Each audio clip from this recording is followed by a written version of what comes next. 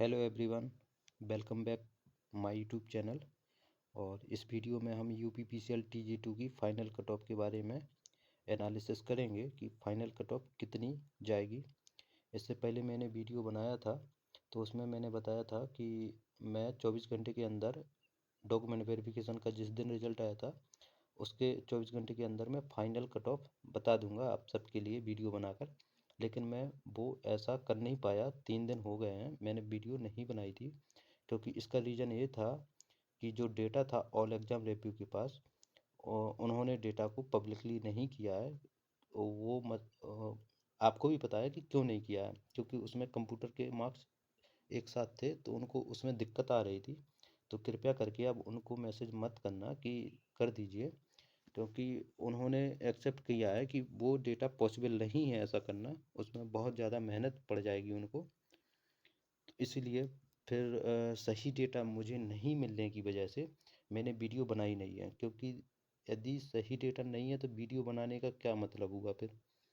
क्योंकि बच्चा एक एक नंबर कैसे लाता है वो चीज़ हमें पता है, और उसके बाद उस एक नंबर की वैल्यू क्या है वो चीज़ वह बच्चा भी जानता है और मैं भी जानता हूँ।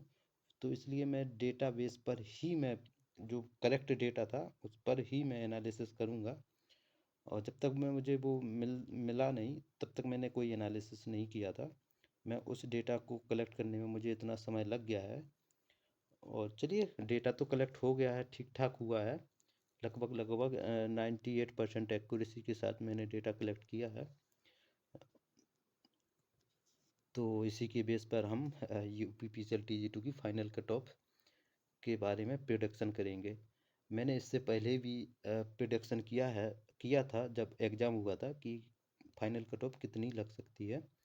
तो उस वीडियो में मैंने आपको भी बताया, मैंने बताया था, मैंने शायद पहली बार ही बताया था कि जो कट ऑफ जाएगी वो जनरल की जाएगी। जनरल की मैंने बताई थी 151 प्लस माइनस 1, ये मैंने एनालिसिस करने के बाद बताई थी। और ओबीसी की मैंने बताई थी 141 प्लस माइनस 1, ये भी मैंने एनालिसिस करने के बाद उसी वीडियो बेस की वीडियो में बताई थी आप लोगों को कट ऑफ। लेकिन उसमें कई बच्चों ने ये कमेंट किया था उस समय कि सर इतनी कट ऑफ पॉसिबल ही नहीं है, क्योंकि अदर यूट्यूबर्स ने बोला था कि कट ऑफ वही रहेगी 135 130। तब जाके मुझे मजबूरी में वो वीडियो बनानी पड़ी थी, एक कट ऑफ वाली, जो कि मेरी लाइफ की पहली ही वीडियो थी कि नहीं, ये आप लोग इतने बड़े बड़े यूट्यूबर जो थे उन्होंने बिना एनालिसिस के ही कट ऑफ दे दी थी। तो फिर मैंने बनाई थी। तो उस समय जो मैंने कट ऑफ बनाई थी ना, वो 1500 स्टूडेंट से बनाई थी। 1500 सिर्फ, 1500 में ही जनरल की कट ऑफ 151 पहुँच गई थी। और उसमें मैंने ये भी बोला था कि यदि 1500 स्टूडेंट के बाद यदि 5% स्टूडेंट बाहर से आएंगे तो कट ऑफ में +1 कर लेना, 5-10% में, और कम आएंगे तो माइनस कर लेना। जबकि इसका थोड़ा सा उल्टा हो गया है। बाहर से बच्चे थोड़ा ज़्यादा आ गए हैं, तो ज़्यादा आए हैं तो कट ऑफ भी ज़्यादा थोड़ी बढ़ जाएगी। थोड़ी क्या, ज़्यादा ही बढ़ जाएगी, क्योंकि ज़्यादा ही बच्चे आ गए हैं, जितना एक्सपेक्ट नहीं किया था। तो जो कट ऑफ है ना वो थोड़ी हाई चली गई है, और वो जाएगी ही। और मैं डेटा के अनुसार ही बताऊंगा कट ऑफ इतनी हाई कैसे जा रही है। तो मैंने सारा एनालिसिस किया है और कट ऑफ बहुत हाई जा रही है। और कई बच्चों को लगेगा कि इतनी हाई नहीं जाएगी, लेकिन नहीं, ये यही सच्चाई होगी कि कट ऑफ इतनी ही जाएगी। क्योंकि जो डेटा बोल रहा है ना, मैंने उस समय बताया था कि बेस शिफ्ट से 60 बच्चे लगभग लिए जाएंगे, इससे इतने ही लिए जाएंगे 60 बच्चे। तो वो सबसे पहले तो हमें ये पता होना चाहिए कि यूपीपीसीएल बच्चों को उठाता कैसे है, शिफ्ट वाइज उठाता कि एक साथ उठाता है।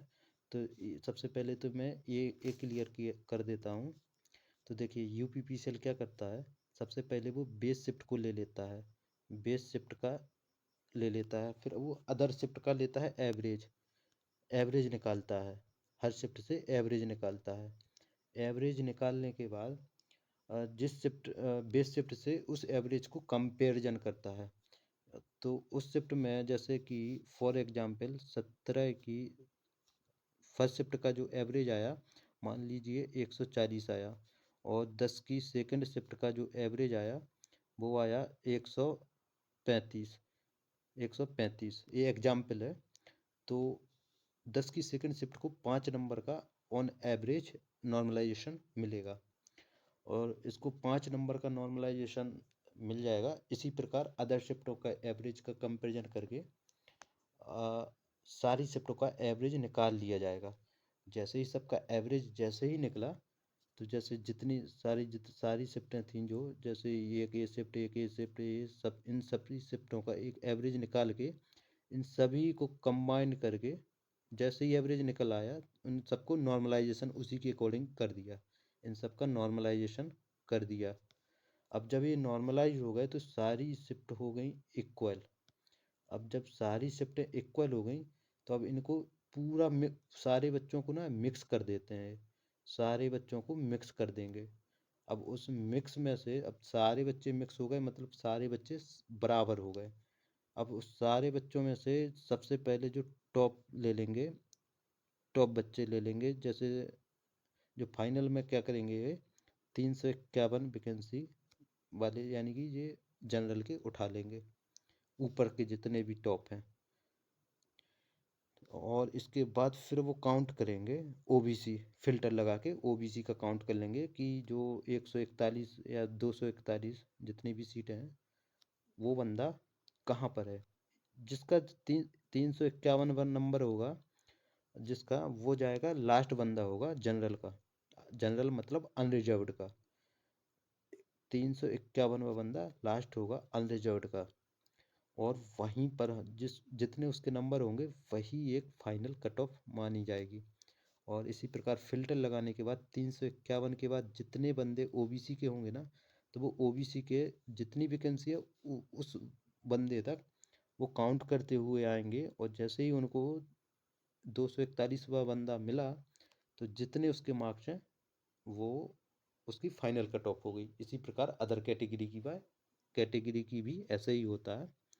ठीक है, तो नॉर्मलाइजेशन का आपको पता चल गया कि नॉर्मलाइजेशन के बाद बच्चे कैसे उठाते हैं वो। तो इसी प्रकार वो बच्चे उठाते हैं। गाइस, ये थोड़ी वीडियो थोड़ी लंबी चली जाएगी, क्योंकि यदि एनालिसिस करेंगे तो 5 मिनट में कोई एनालिसिस होता नहीं है, तो थोड़ी सी लंबी चली जाएगी, तो आप देखते रहिएगा। तो चलिए डायरेक्ट कट ऑफ उस पर ही आते हैं, कट ऑफ पर ही आते हैं। मैं इसमें ना मैं दो शिफ्टों का एनालिसिस करूँगा। एक तो 17 की बेस शिफ्ट का एनालिसिस करूँगा। अरे क्या हो गया, बेस शिफ्ट का एनालिसिस करूँगा, और 10 की सेकंड शिफ्ट का एनालिसिस करूँगा इस वीडियो में। क्योंकि यदि सारी शिफ्टों का मैं इसी वीडियो में एनालिसिस कर दूंगा तो ये काफ़ी लंबी वीडियो चली जाएगी। तो चलिए, जो हमने जो डेटा कलेक्ट किया है उसमें 140 जो बंदा है, 140, इसका सुनने में आया है कि इसका नाम नहीं आया, 140 तक नाम नहीं आया। 141 का डीबी के लिए नाम है। इसका 141 वाला बंदा है, जो 17 की फर्स्ट शिफ्ट है, जो बेस शिफ्ट, उसमें ओबीसी का 141वां बंदा सेलेक्ट हुआ है डॉक्यूमेंट वेरिफिकेशन के लिए। और इसी प्रकार, तो इस डेटा के अनुसार मैंने और भी डीप एनालिसिस थोड़ा किया है। जो पीडीएफ थी, जो हमारे पास ओल्ड डेटा था, उसके अकॉर्डिंग जब मैंने एनालिसिस किया है, तो कट ऑफ देखो ये ज़्यादा नहीं बढ़ेगी। यदि 141 डीबी के लिए बुलाया है, तो कट ऑफ जो ओबीसी की है, ओबीसी की बढ़ेगी 148 ±1 जाएगी। और जो अनरिजर्व्ड की कट ऑफ है, ये ज़्यादा चली जाएगी, 157 या 58 ही जा सकती है, ±1। 157 ±1, एक कट ऑफ बिल्कुल 100% इसी के आसपास ही रहेगी, बिल्कुल एक्यूरेट। मैं ±5 नहीं ले रहा हूँ, मैं ±3 नहीं ले रहा हूँ। क्यों नहीं ले रहा हूँ? क्योंकि इसी के लगभग ही कट ऑफ घूमेगी। और ये बहुत डीप एनालिसिस मैंने किया है, इसके अकॉर्डिंग ही मैं बता रहा हूँ। और जो इसी प्रकार ईडब्ल्यूएस की जो कट ऑफ है, ईडब्ल्यूएस की जो कट ऑफ है, ये बेस शिफ्ट की जाएगी 139 ±1।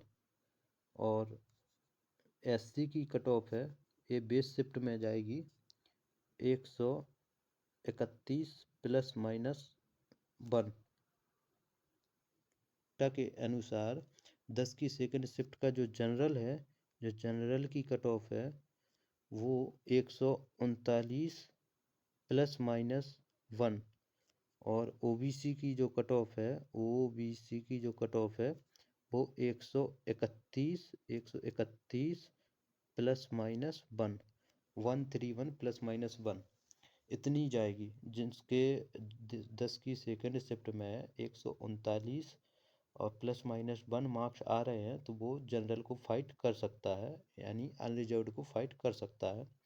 और ओबीसी के जिसमें ये 131 बन रहे हैं, लगभग उसका सिलेक्शन हो जाएगा।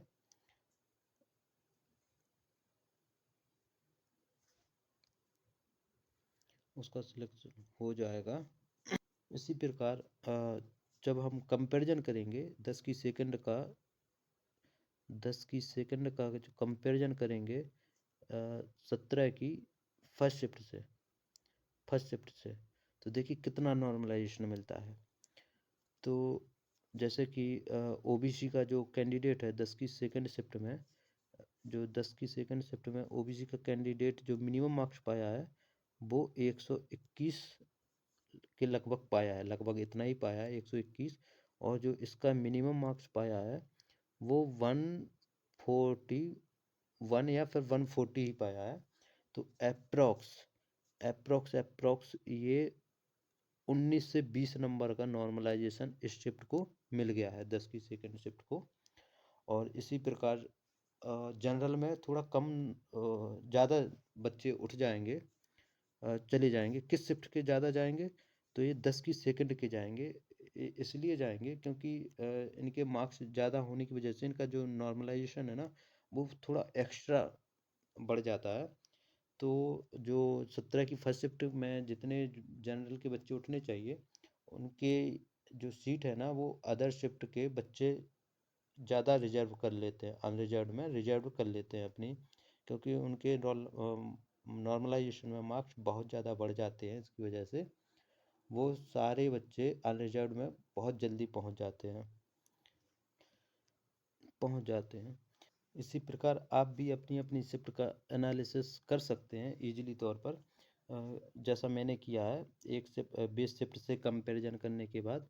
ऐसे ही आप भी अपनी शिफ्ट का कंपैरिजन कर सकते हैं यदि आपको नंबर मिल जाते हैं, मिनिमम मार्क्स मिल जाते हैं दोनों शिफ्टों के। एक बेस का तो मैंने बता दिया है, अपनी शिफ्ट का देख लीजिए और उसमें माइनस करके आप अपने नॉर्मलाइज स्कोर पता कर लीजिए और उसमें ऐड करके आप कट ऑफ के कितने आसपास हैं इसका बिल्कुल ही पता लगाया जा सकता है। तो आप भी ये देख लीजिए। यदि नहीं देख पाते हैं तो आप मुझे कमेंट में बता दीजिए, मैं इसकी अगली भी वीडियो बना दूंगा, जो कि अब तो मैं बहुत जल्दी वीडियो बना दूंगा यदि आप चाहें तो। और यदि आप ये चीज़ें देख सकते हैं तो और अच्छी बात है, मुझे वीडियो नहीं बनानी पड़ेगी। तो चलिए, यदि आपको ये वीडियो पसंद आती है तो ज़रूर एक कमेंट कीजिएगा और लाइक ज़रूर कीजिएगा।